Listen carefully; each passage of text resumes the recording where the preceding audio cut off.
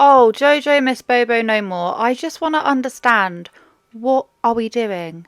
Dude, I would get those down immediately. And fire whoever did that.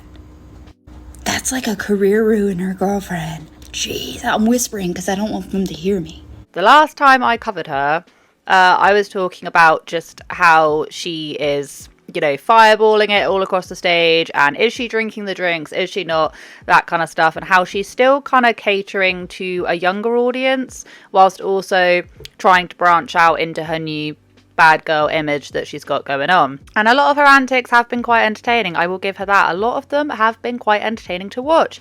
But now, two different things. Number one, she is copyright claiming people's parodies of her Karma music video. I said I'm a grown-ass lesbian. And if we are aware of the YouTube terms of service, it's okay to do parodies as long as they're not like a direct replica, as long as it's not too close to the original. Parodies are actually allowed. We're allowed to have a little parody. In fact, this account from Ryan Beard, who I found, does do quite a lot of parodies. She isn't the very first one.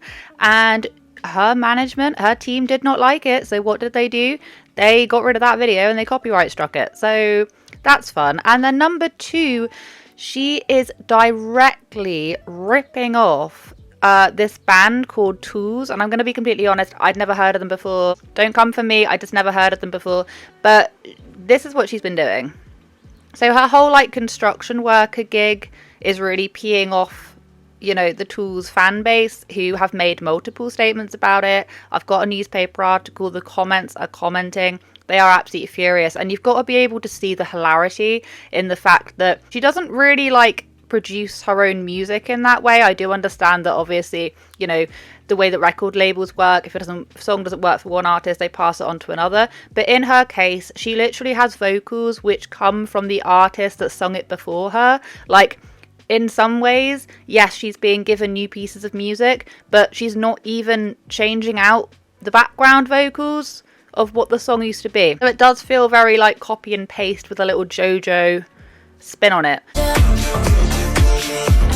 And now we find out that her team, who are designing her merch, are literally ripping off of someone else. You couldn't make this up. And we're going to get onto that in just a minute. But yeah, she is still fireballing across that stage.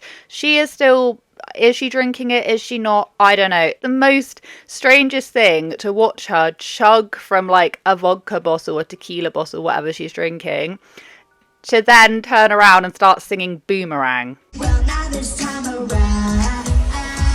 It's a very surreal experience, but here we are, and we're going to be talking about that all today. One thing I will say though is that it must just smell disgusting up on that stage, the amount of time she's just sloshing it around and sloshing it at the fans, and then also just sloshing it on herself. I don't know, I'm just imagining her whole entire being is just stinking a fireball right now. And if you were to ask me what my favorite scent is, I would have to say that my favorite scent is a nice warm vanilla-y smell, or a nice woody, anything really toned down. When I was back in the day before I had kids, I used to wear all sorts of fragrances. People know that fragrances play a really big role in attractiveness, and then also how you want to be putting yourself out into the world. If you smell good, I just think if you smell good, you feel good, and whatever perfume you're wearing tells the other person exactly what kind of person you are. You can tell a lot about someone just based on the type of fragrance that they choose to wear. But like I say, I tend to go for fragrances that are much more toned down nowadays, because I'm a homebody and I don't really tend to go anywhere unless I'm running my errands. Lots of woody, lots of vanilla-y kind of smells,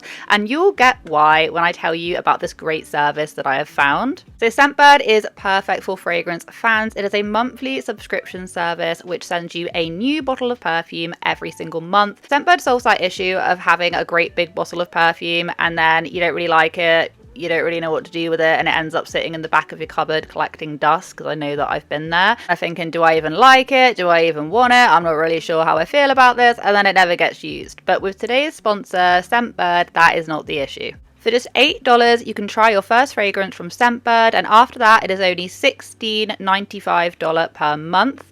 And your perfumes come in these really neat little travel size vials, which means that you can take them anywhere. You can take them on the go, take them to the gym, take them out on your errands, literally just put them in your bag and you're ready, you're gone. They also have over 700 different options, which is insane. So there's going to be something for everyone. They carry brands like Prada, Versace, Victoria's Secret, and niche labels such as Parfum de Marly and Roja. And each fragrance is enough for 30 days, so you have plenty of time to enjoy it. Plus, you can also connect with fragrance lovers, you can swap recommendations, you can look over, you can review perfumes so that you can make sure that you have made the right decision in what fragrance you want to be getting. So by scanning my QR code or putting in code AMYR to get 55% off your first month at Scentbird. One of my favourite things about it is that you do this little quiz which will determine what your scent is going to be. I absolutely love this. It will try and match you to the fragrances that will best suit you based on what you have put into the quiz. So when I did this, my top two results, I'll share them with you. So I got Dolce & Gabbana Light Blue, which is a woody and fruity kind of fragrance.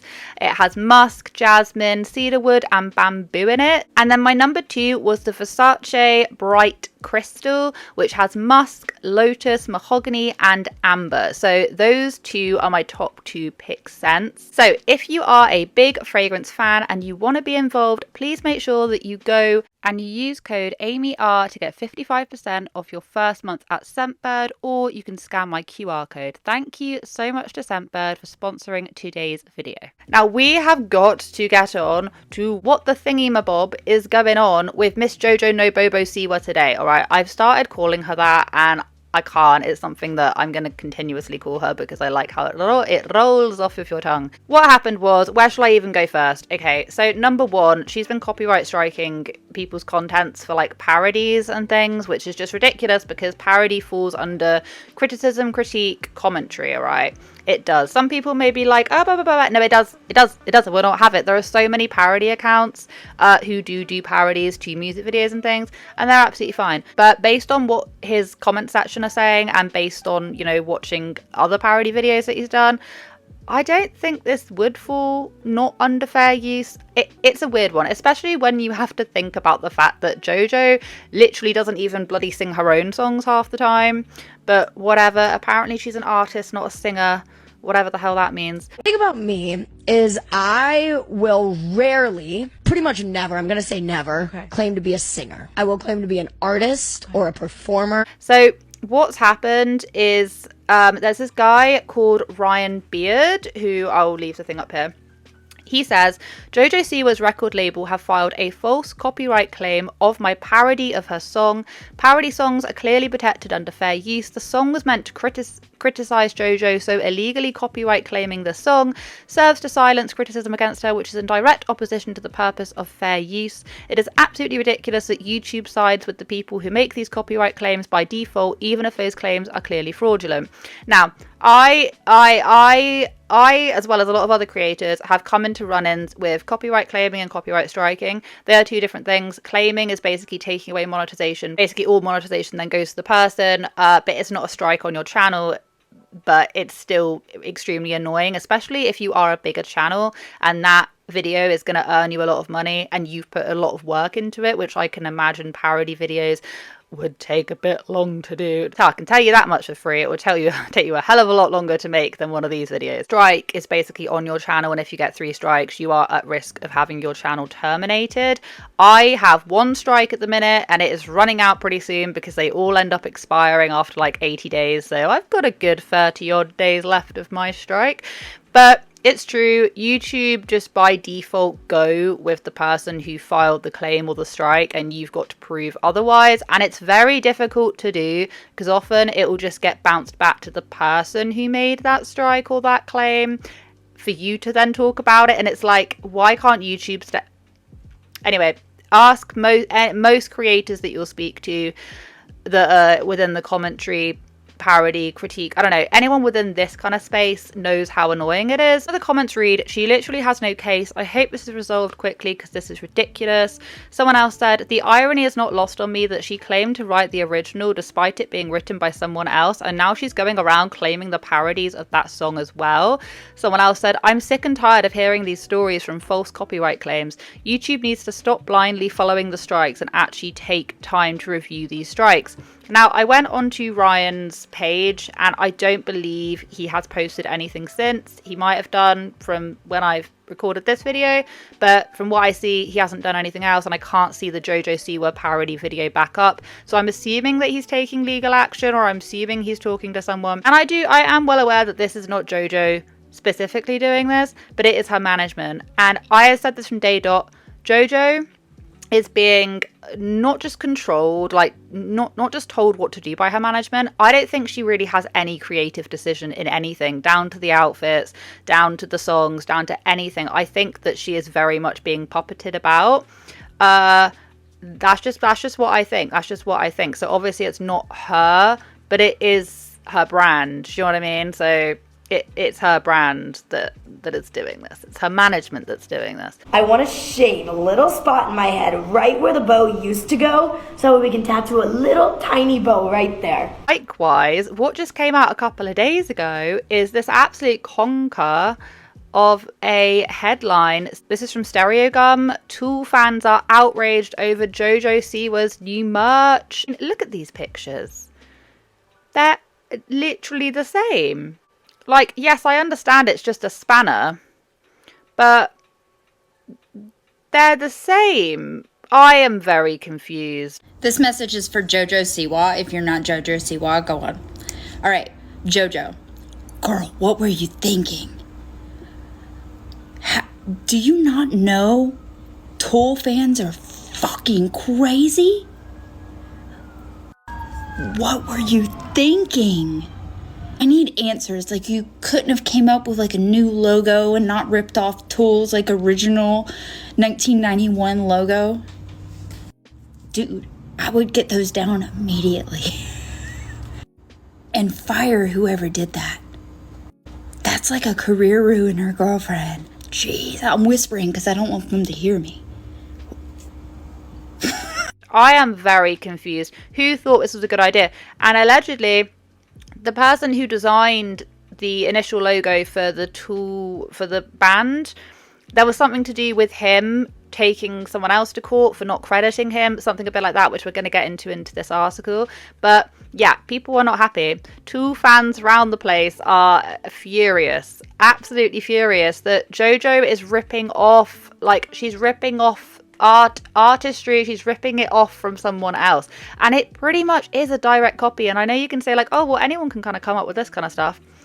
Well, like, surely your label would know this design's already being used, yes or no? Former child star JoJo Siwa has spent this year infuriating various segments of society. In April, she riled up many with the laughable suggestion in a Billboard interview that she was creating a new genre, gay pop. She caught flack from Kiss fans for stage makeup that closely resembled the rock band's iconic look, though Gene Simmons said she looked cool. Now she's angered the Tool fans too. Yeah, what is she doing going after all these rock bands? I know obviously heavy metal rock different, but what I'm trying to say is that why like she doesn't have an original thought in her head, which is exactly the reasoning why I don't personally believe that she is the one making all these decisions. Like that whole Gene Simmons thing. She had no idea. She had no idea that what she, like, her whole outfit and her makeup, everything was screaming Gene Simmons, and she didn't know who they were. She had no idea. I'm getting like a sexy glam Gene Simmons sea creature going on here. You know, the amount of references that people have told me I look like in this video that I have no clue what they are is sickening. I'm adding that one to the list, but I'll take it.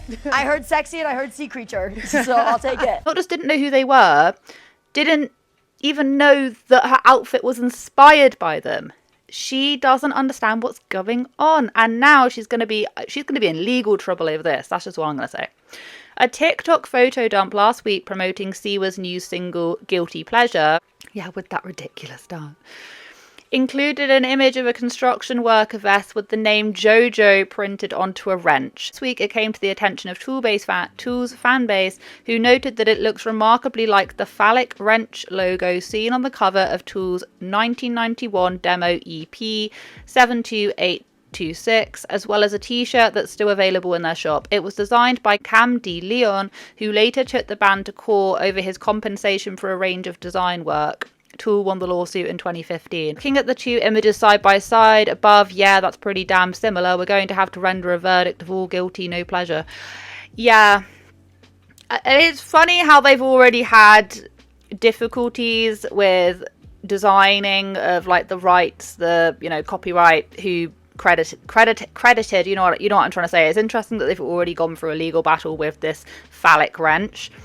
Are they going to go through another one? Because like her team do not have a singular like authentic thought in their head. I feel like everything she's done, whether or not it's directed by her or not directed by her, I don't really think it is directed by her. No matter what, she just, like, nothing has been genuine, authentic. Like, all of this stuff has been done before, if you see what I mean. Like, she hasn't done anything which is different. She's copying off of the other people and then also trying to silence people. So the whole thing isn't very good. All right, I do want to point out that as well as this being a whole entire issue, there's also been a lot of speculation on whether or not, like, the tattoos that she has are even real.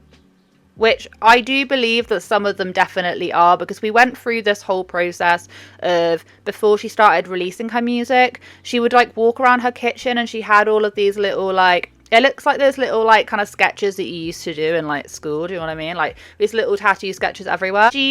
She very clearly had a load of fake tattoos done before she, you know, she had like a, I don't know what it was, like a sleeve, like, I don't know if you wear it or if they were temporary or they were whatever, but they're not there anymore. They're fun. I change them out every 2 weeks. That's all? I'm just too scared to like fully go. Every single time she releases a new single, she goes and gets it tattooed, the logo or whatever. She goes and gets it tattooed on herself. Is she going to get this tattooed on herself? That is my question. Is she going to get the phallic wrench tattooed on her? Is she? I can really see that happening. We're getting so close to the release of Guilty Pleasure, I figured now would be a good time to explain this tattoo that I got. But what I will say is that some of the tattoos look very real, and I think people have actually found the exact tattoo shop that she went to. Like, they actually found the artist and pictures of the work they've done for their clients. So some of them confirmed, pretty sure are real, but there are definitely some that have faded over time. Tell me why. I was scrolling one of the tattoo artists that I literally follow, and I see this post, and I'm like, that looks familiar. It's JoJo Siwa's new tattoo. She got the eyes from her Bad Girl music video, like makeup, everything, tattooed on her arm forever. We have people out here who do not believe that she is getting the tattoos, who do not believe that she is even like drinking the booze on stage, which is very much up to interpretation. I don't know.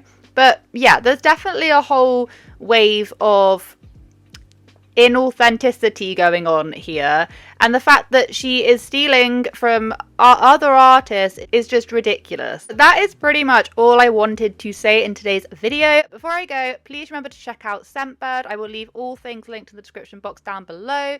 Use the QR code or use code AmyR to get 55% off your first month at Scentbird.